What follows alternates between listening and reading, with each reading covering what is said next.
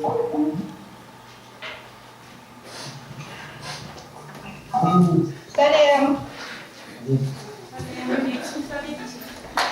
Salam, Saltanat. Can you hear us? Yes, we can hear you. So we are glad. Спасибо. Happy New Year. So, and you can see maybe just part of our, but I can show you other. Can you see other?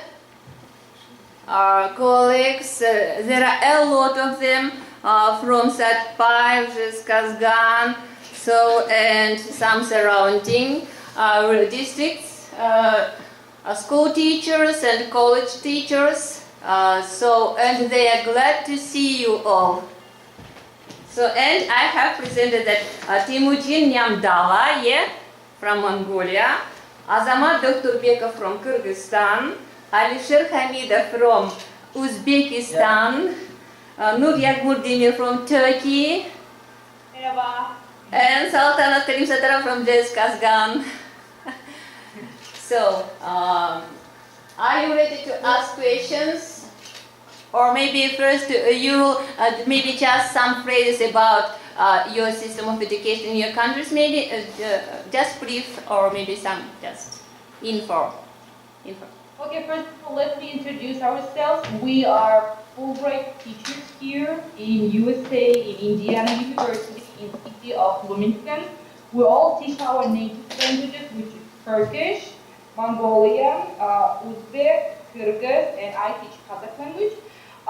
We teach in the university, and we can speak about educational system in American university. Also, one of our requirements of our program, we are students here. We also take class with both students and teachers. Yagmur Demir, she has an experience in teaching in private school as well as Temuujin. So if you have questions, we're willing to answer you.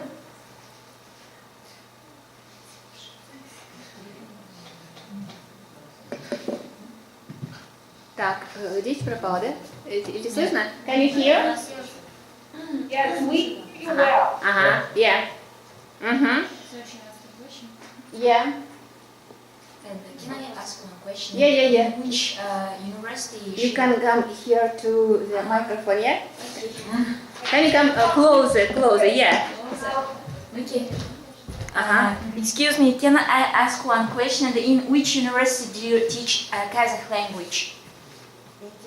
So here in USA, I know that there are two teachers like me and one another teaching Kazakh. One is teaching in California, in Santa Barbara, and me, I teach in Indiana, in city of Bloomington. I have two students. One is advanced Kazakh and one is beginner Kazakh. And in Santa Barbara, Laura, her name is Laura, she has 5 students. Thank you. But there are a couple more universities where they teach Kazakh. So, any other questions? So, don't be shy. So, and you are as students, that's me. Can you see me? Hi. Yes. And as students like from exchange programs, what maybe new or modern education technologies have you learned there? Have you learned about new modern like educational technologies or teaching technologies? Who wants to answer this question, guys? Anyone? You as students here in our country, like what new we think. Where's technology? Technology. Canvas. Canvas for sure. So they use a system here called Canvas, which is like Moodle. Yeah, vital here. Like as a teacher or as a student, They send homework there, like through Canvas. Students sometimes do the homework through Canvas. They can see like their grades. They can like keep seeing announcements from teachers, and they may have quizzes there. So it is like it is here a huge thing that I didn't have in Turkey. Well, I mean, maybe some universities used, but my university didn't. So it's like Moodle, I think. If you know Moodle is like it's a platform. Yeah, it's a platform where a teacher doesn't need to grade at home, doesn't need to check copy books as our Kyrgyz colleagues do. Yeah, no paperwork. You only send to that system. You grade to the system. You give tests to that system. You can do whatever you want. It's not limitless. You can expand. You can use your imagination. You can use videos, quizzes, recordings. You can do whatever you want. And also you give grades with the system, and in the end, and even feedback. And even feedback, yes, in the end, it just gives total grades. And I actually graded my students from the Canvas. I looked, okay, they're having A- or D+, and overall course goal was kind of the same as in Canvas. You want to add? Can I say something? Yeah, sure. And I think one of the good things about Canvas is that, syllabi is very important in America. So, for example, in countries like Central Asia, we don't put much emphasis on syllabi. Students are even not aware of there is a syllabi exists or not. But here it's very important. So on Canvas, teacher usually already put syllabi there. So no matter where you are, so you can just look at the syllabi of the course, and you can keep track of your own homework and upcoming assignments, and you can even keep updated what you are going to do in the future. So, which is really new to me. Yeah, syllabus is kind of our curriculum. The students should know their curriculum, should be aware what they're going to do through the whole course. What do they going to produce in the end of the course you teach? Not only teachers. In here, as we all know, teachers do only 90% of the work. Teacher does only 10% of the students of the work. Student himself, herself does all 90% of the whole work. As you guys all know, teacher is facilitator, not an educator anymore. So it's really embarrassing in classroom if you ask the professor, what's the assignment next? So you have to be aware of your homework and assignment from the syllabus. And they are all on Canvas. You can have all your documents, all your tests in Canvas. You don't have to give paperwork. It's so much easier for teacher. As a teacher and as a student, we can say it's so easy. And you can even the students can be even enrolled to some teachers using this platform, yeah? As I know. Yeah, enrollment, everything also works through the system. There is another system, registrar, like registry system. But if they enroll through registrar, they're automatically, if you're in Canvas, in your teacher, and teacher in his Canvas can see how many students he has, they're automatically in the system. So that teacher doesn't have to look for his students. Everything's still ready. Yeah.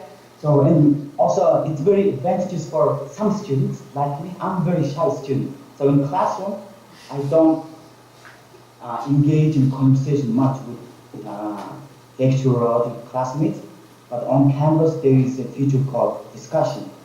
So even though you cannot engage in classroom, you can, if you, for example, from my professor, there is 40% of participation in discussion section.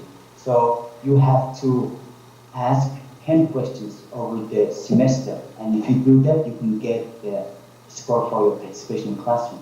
So it's very advantageous for some shy students, so which really works for me. Yeah. So it's not only chatting, but sometimes video chatting, yeah? Yeah. Okay. So any other questions?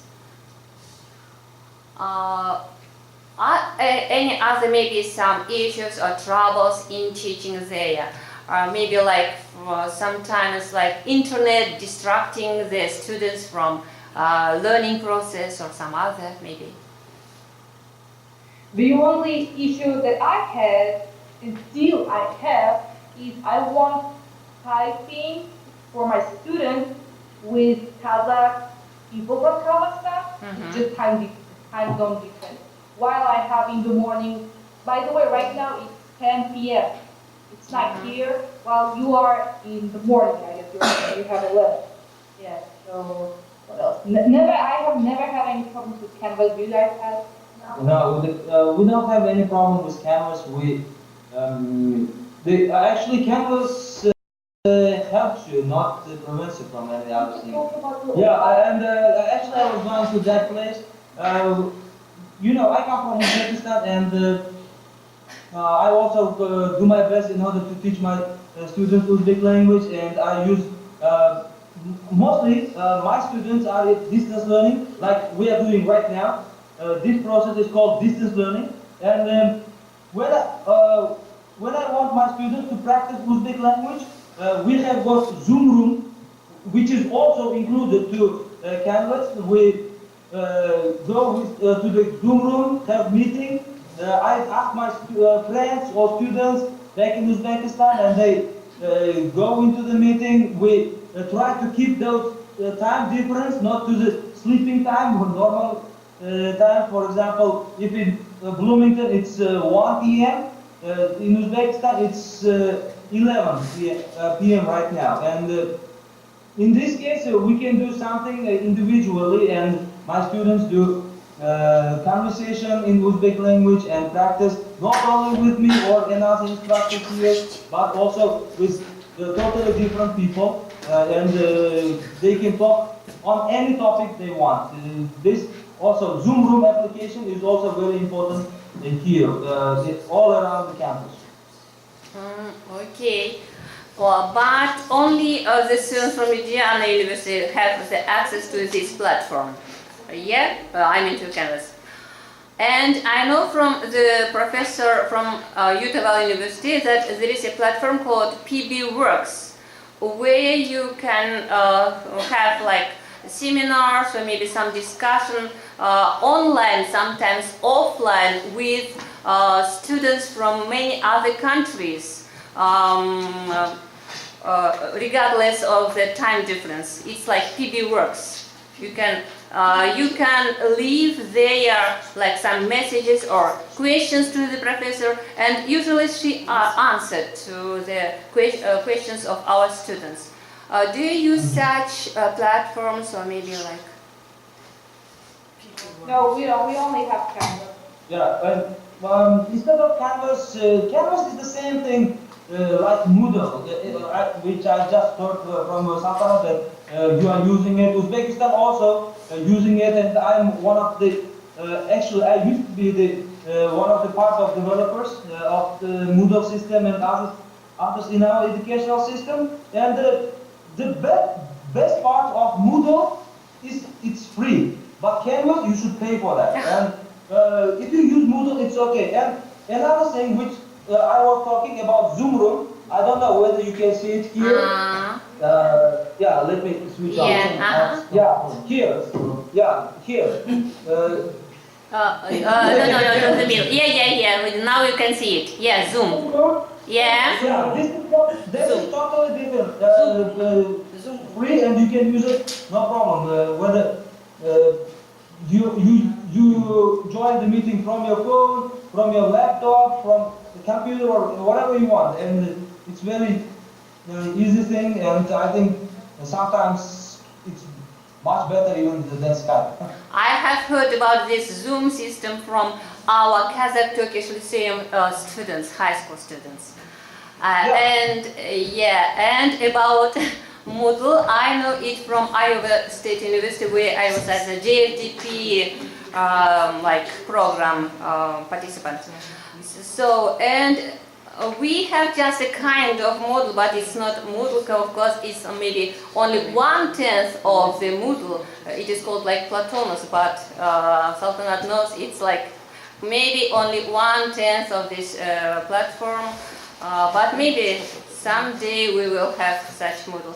But in our some universities in Kazakhstan, American Kazakh University, and in Eastern Kazakhstan universities, there are, yes, I know that they work with the Moodle program, but only maybe 3 or 4 universities, and others work with our national program. What else? Any other questions? No, other people questions. Can we say anything? One more thing. I think very important that we as students not only take classes for credit, like which is normal, taking classes for normal, but also for audit. And Kyrgyzstan TA, Azamat, was a teacher for the students. Has to say something. Okay, actually, like I was going to talk about something else, a little bit different. Like I had the chance of taking some courses from education department, and then I'm a school teacher myself, and the education has been undergoing some different stages. They call it education 1.0, education 2.0, education 3.0. So initially, like I guess some of us have taken some education 1.0 or 2.0 is where you only have this like blackboard and chalk and the teacher as the resource. And then this 2.0 is mostly about like you can start getting books, more interactive things being involved. And 3.0 is about technology. Like Saltanat mentioned that some schools are, they have smart boards and different equipment. And now kind of education here, it moves more to this 4.0. Like to mention some examples from it, here, for example, in Kazakhstan, and I'm sure like in Kyrgyzstan, I'm sure in Kazakhstan, like most of the classes, they go as teacher-centered. Like the teacher is the model, and he or she knows, he's the source of information and she knows everything. But here, the shift is more about like student-centered. I mean, we struggled a lot. Like me personally, I struggled with this a lot because like being a student, being a graduate student, I expected the right answer to be provided by the professor. Whereas the professor, she never gave us the one and only correct answer. She wanted us to come up with our ideas and so that we can have discussions. I mean, the questions, they were open. I mean, there was not only one single correct answer provided by the teacher.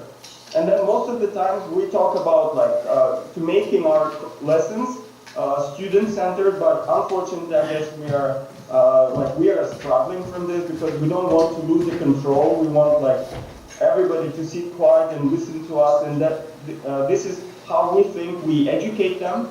But actually, you know, one thing I understood is like education does not happen that way, because you know, after a few years, I mean, you can think on this yourselves. After a few years, your students, they will be working on the jobs. They will be working on the jobs that have never existed before. I mean, there will be very completely new jobs, and like the way we are preparing them for future, it has to be changed, I think. So, to the real life. Yeah. And then, sorry? To the real life, I mean. Real life activities. Yes, it has to be changed. And I mean, definitely there are a lot of things we can learn from here, from America. And talking about this online education, like I have also attended the online conference. Now they are thinking of having the undergraduate, like even the courses, like the student from year one, like as a freshman, like he will be going to university online. He will study online, because you might know, like education here in America is very expensive, and most of the students, they have to work. I mean, they cannot just go to university because the tuition, I mean, everything is very expensive. So they have to combine both studying and working. That's why to give them some more time and to make it more flexible, they are trying to launch this online education. I mean, the university will be all online.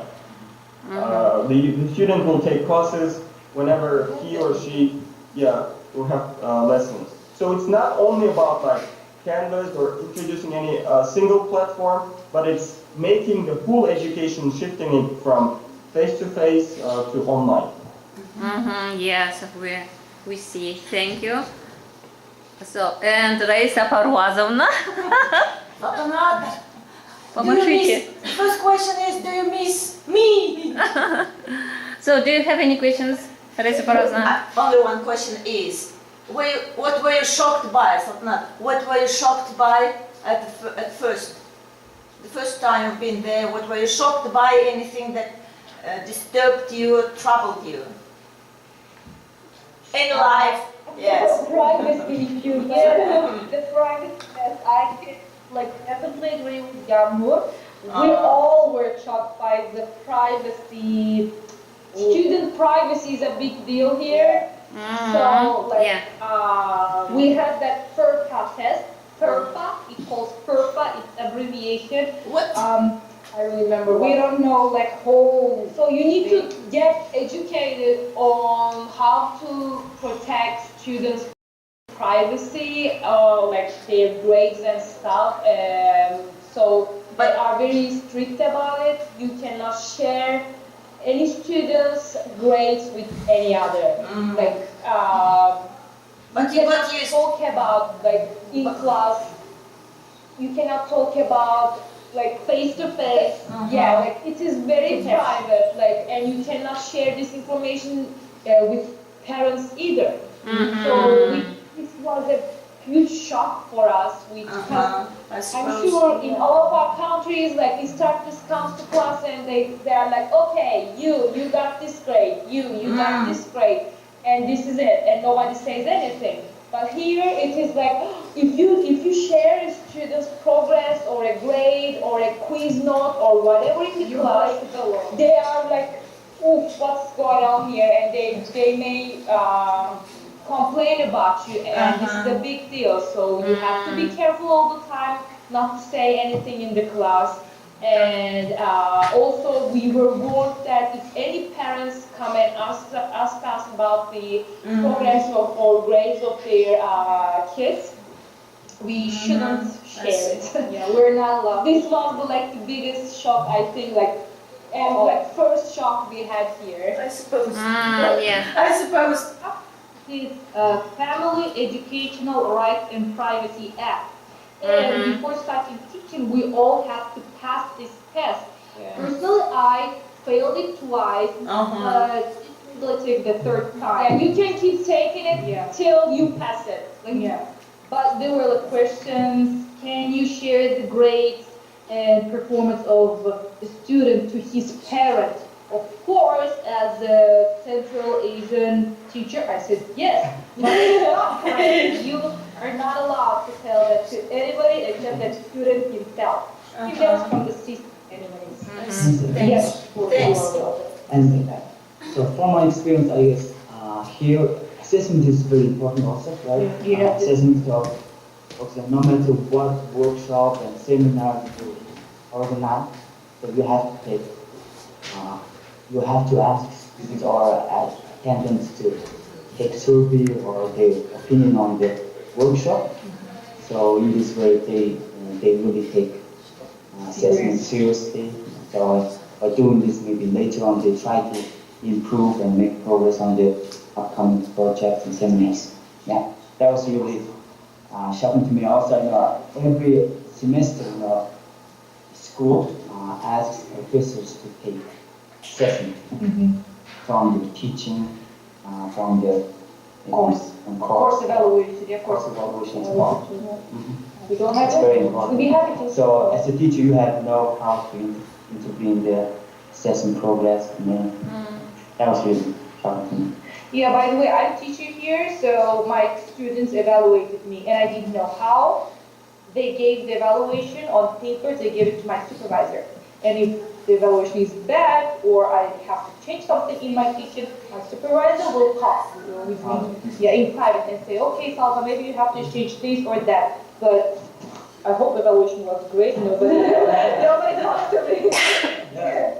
The students' evaluation is very important because here students are not just students, they are like customers. Yeah, they are customers. They pay for the university and you get this how you get the salary here, and that's why they take into consideration every opinion of the student, and sometimes even if the evaluation is bad for several times and you can't you are hopeless, in that case you might even lose your job. Yes, they don't hire. I know they don't hire anymore the professor, yes. And about assessment criteria, do you tell about the assessment criteria at the beginning of the semester? Yes, we provide rubrics in syllabus. Yeah, rubrics. Syllabus here is huge, like full of. It should have every information that a student will need during the semester. So, and like you have to follow your syllabus. Like you cannot all of a sudden say, okay, I'll make a quiz tomorrow or whatever. And if it is not in your syllabus, students may object you. So it's not like here everything is very like already set and ready. That beforehand. It is like you cannot make like major things. Like all of a sudden you cannot change something or add something. So this, it's a big deal here.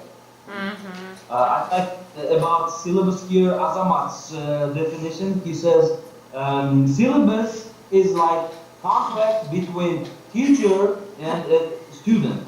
And if you want your student not to use the phone in your classroom, you should say it in syllabus. If you don't say it, you cannot say next day. If you don't say it at the beginning, you cannot say the next lessons, upcoming lessons. Don't use a phone because it's not on the syllabus. You should put it on the syllabus. If you put it, they will follow it. If they don't, you can say it's on the syllabus. It's like law. It's law. They are like 20, 30 pages. You scroll down and it's never ending. Everything should be there. Any other questions?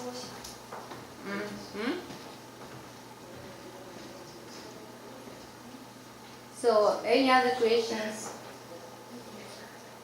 I know a little about the system because I was there at the university, and I know that some syllabi, they even have the presentations and all papers and articles in them, or maybe some links in the syllabus, links to the websites where the students can find maybe some additional information.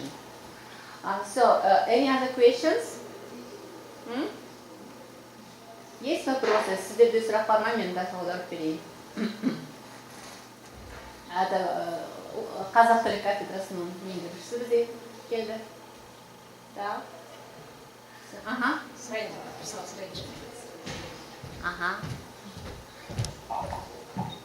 Saltanat, қалың қалай? The head of the Kazakh language and literature department, Kazakh language. Saltanat, сендер оқып жатқан жерде мектептерменен байланыс бар ма?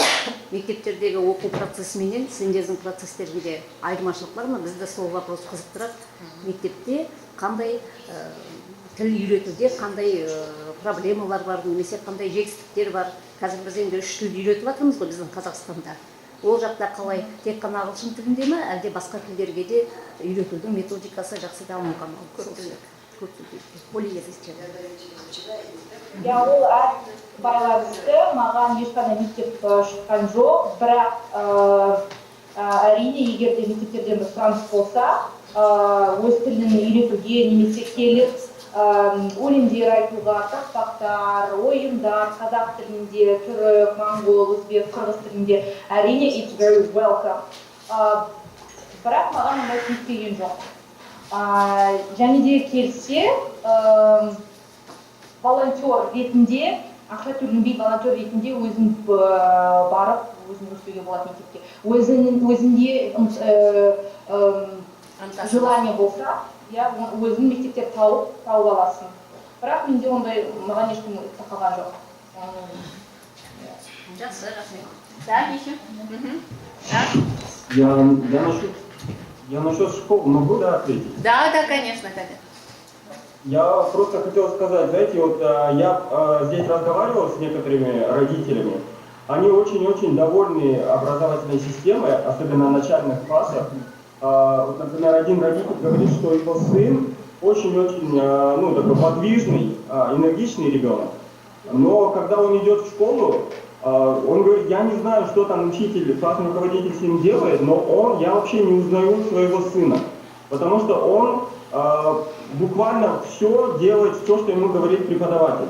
То есть, если он говорит ему сидеть и ждать своей очереди, он сидит и ждет своей очереди. Если он говорит встать и там пойти встать в очередь куда-то, он это делает, выполняет. И он говорит, что нету никакого там рукоприкладства, на него не повышает голос.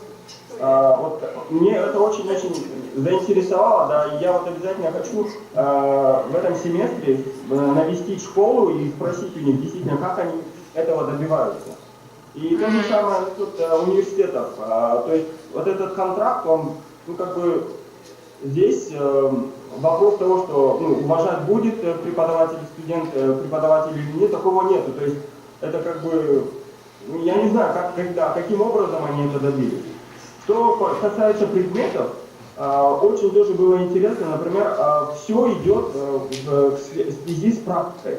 Например, 6 класса, вы, наверное, тоже где-то на Фейсбуке видели, 6 класс, там, например, идут основные предметы. Значит, идет математика, английский язык, и вот под таким названием всего лишь 4 предмета, они каждый день повторяются, то есть у них идет как science, наука, да? Каждый день повторяются, но, например, идет математика, отдел геометрии. Они, знаете, например, высчитать площадь чего-то, они не просто рисуют, да, вот эти вот фигуры всякие, там были формулы, а они, знаете, ставят, оказывается, их таким образом. Например, это вот кусочек стены, который ты должен покрасить. Сколько краски уйдет на эту площадь? Видите, как человек, он сам уже связывает теорию с практикой. А у нас идет сплошная теория, и потом ее в практику выложить очень трудно. Или, например, те же самые, мы все, например, решали вопросы насчет этих бассейнов, да, как заполнять, как там выполнять. То же самое, такой практический вопрос, значит, сколько воды нужно будет, чтобы заполнить этот бассейн. То есть в будущем это отец, да, это мать, которые захотят себе там построить на своей площади бассейн, и они будут знать, да, сколько им нужно будет бассейн. И то же самое, что касается научной сферы, то есть физика, биология, химия, они все взаимосвязаны. Например, идет биология, это там фотосинтез. То есть по физике идет такая же аналогичная, схожая к фотосинтезу тема, которая как бы с ним связана. Вот это вот очень интересно, да, вот, я бы хотел более глубже узнать об этом, поэтому хотел с вами поделиться. Спасибо. Ага, спасибо. Я видела, у меня поступило предложение преподавать русский язык в школах, так как русский язык здесь очень популярен, но моя программа требует, чтобы я продвигала казахский язык, поэтому я, естественно, отказалась. По субботам, то есть они мне приглашали по субботам в начальную школу, петь песни, играть с ними в течение целого семестра. Но у меня были свои занятия, и, в принципе, я должна продвигать казахский язык, поэтому я отказалась. Так, вот вопрос еще сейчас. Вот, а можно вопрос подошли? Вот. Ага. Салтанат, здравствуйте. Я хотела бы задать вопрос по поводу преподавания казахского языка. Вообще, очень много ли студентов иностранных, которые изучают казахский язык в Америке, и для чего, для каких целей они это изучают, и, чтобы, например, просто они же иностранцы, для чего им нужен там казахский язык, и для чего, и как вы пробуждаете их интерес И как вы работаете в группах, когда преподаете, допустим, разговаривают ли они друг с другом? Допустим, у нас есть по обновленной программе там группировать, да, детишек, да, в школе, и в группах работать, но я никак не могу их заставить, ну, как бы разговаривать, ну, стараюсь, но они ссылаются, говорят на то, что у них словарного запаса нету, а мы не знаем это слово, хотят, а можно на русском это сказать, просто на своем языке хотят говорить, а у вас как это получается? Все они на английском говорят, разговаривают с вами или на казахском? И как вы этого добиваетесь, чтобы они заговорили на казахском языке?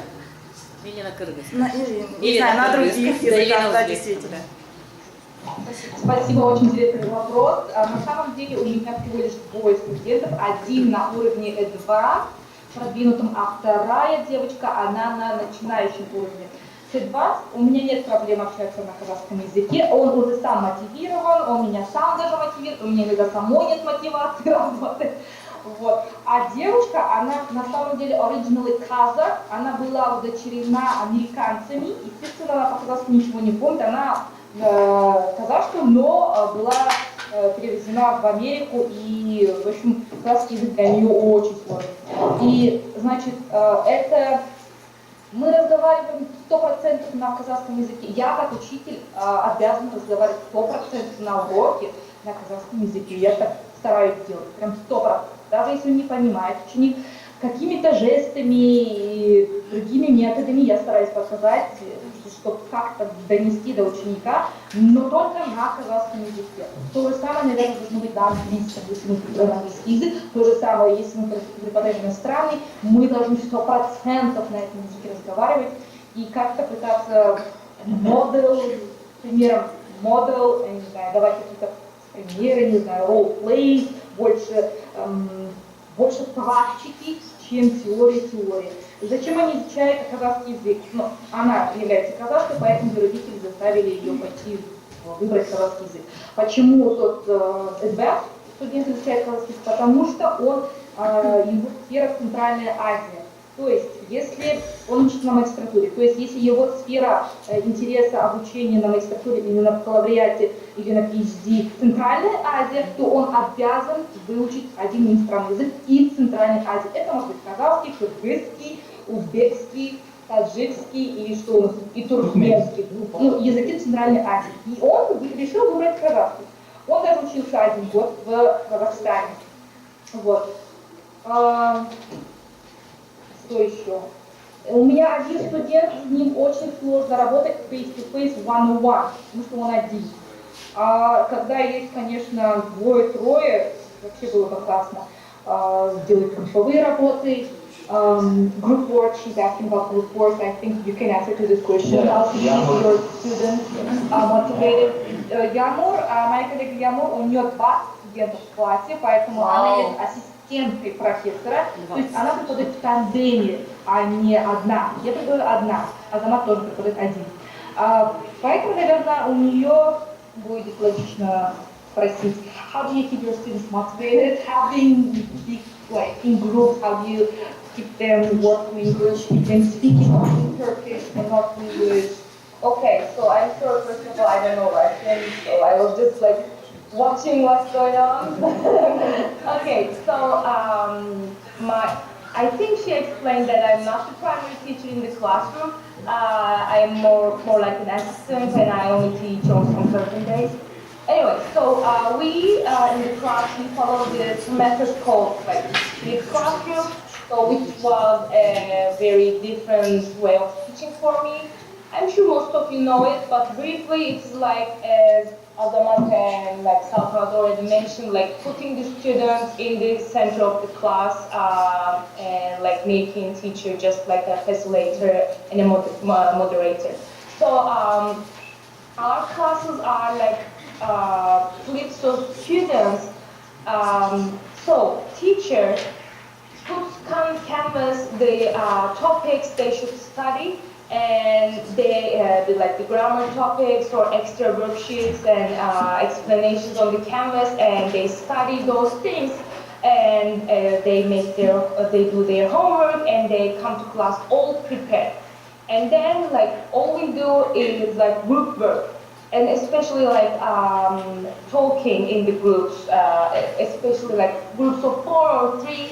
So it was very different for me as well, and I thought students would also kind of would be resistant to this way of learning, because it's a new thing. I'm sure they didn't use this kind of like teaching or learning in high school.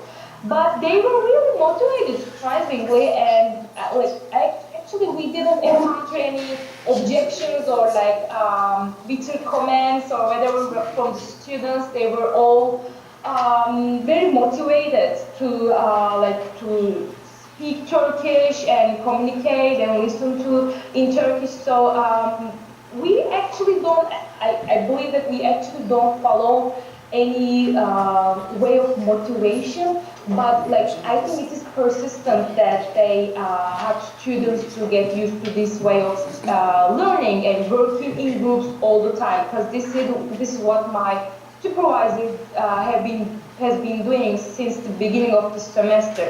So even from the day one, they got into groups and they tried to work and speak in Turkish. So now they are used to it. Even they know from the beginning of the class when we say, okay, now we will be groups, and they all know like what to do, how to act. So now they are like kind of very, how can I say, motivated to work in groups, because they don't have any other chance to speak in Turkish. I mean, yeah, there are some Turkish people in Bloomington, but this is their only way of, only source of being exposed to Turkish. So they are aware of it and they are trying to take advantage of it by speaking with their peers. Thank you. Teşekkür ederim. Rica ederim. I was going to say something. Yeah. For me, I teach Mongolian language to our students. So, Mongolian is considered this common talk language. So, thanks to this, we have very less number of students. So, and actually, no matter what language class you are in, we have this activity outside classroom. Some languages call it conversation hour. So, my instructor calls it coffee hour. So usually through that sort of thing, with conversation or coffee hour, we don't teach grammar or we just It's a friendly environment. Yeah, very friendly environment. So you just chill and talk. We even serve tea in my conversation hour. Teaching in fun, yeah? Teaching in fun, maybe. Yeah, teaching and fun, especially if you have a pizza. That's not even mandatory lesson. That's not even mandatory lesson. Yeah, that's just Speaking class. Yeah, students don't have to attend, but if they want, they can come. Еще одна вещь. Если студент, ученик в школе, в университете молчит, не хочет разговаривать, значит, начни его отчислить. Здесь никто не церемонится. If you're not speaking, if you're not engaged, you're just kicked out from the university or from the course. Это его проблема. And attendance is very important. Here, they take it very seriously, participation and attendance. So if you don't attend, especially to language courses, then they first diminish your grade, and then if you don't attend more than a certain number of hours, then you need to drop the course, or you will fail. То есть никто не молится здесь о вас, это те, что не работают никакие, без связи, не хочет студент, не хочет работать, до свидания. Вот и все. Мне кажется, так. Okay. Thank you for sharing your opinion. So it was very useful for us because we have now changes and reforms in our education system. It's criteria assessment and evaluation, even at schools, in primary schools even. and then critical thinking, and then Bloom's taxonomy, and modern teaching technologies, case study, project methods, and many other learning technologies, and many reforms in our education system. And that's why there are a lot of students from local cities in our region. So, and even from Karaganda, they called us, and they're waiting for our presentations. So, and thank you. And I think that you don't mind if I place one or maybe two photos on Facebook on my profile.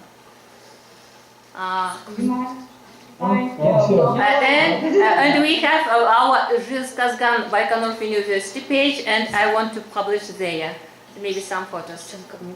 Okay, don't you mind? Thank you. Рахмет. Teşekkür ederim. Спасибо. Thank you. Так, попрощаемся. Bye. Have a good night. So, Miri. Happy New Year. Happy New Year. Good night. Bye. Так. Спать ложитесь. Bye. Спать ложитесь. Да.